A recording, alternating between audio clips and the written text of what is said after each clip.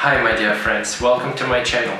Recently I made an iron giant model in Blender, and today I want to share with you something I've learned during this project.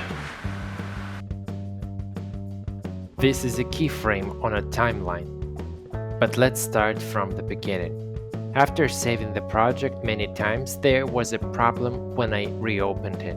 Some objects were in other positions than they were before closing Blender. I learned that it is a problem with keyframes on a timeline. I searched through my objects and found a lot of keyframes. I deleted keyframes, and now after saving and reopening the project, all objects are in the same positions they were before.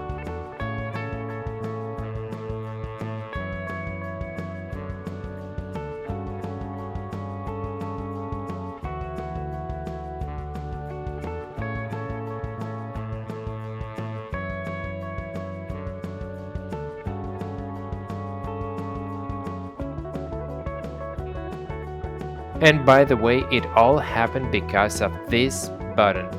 It was on. Thank you for watching the video. I hope it helped you to find the answer to that problem. Have a great day.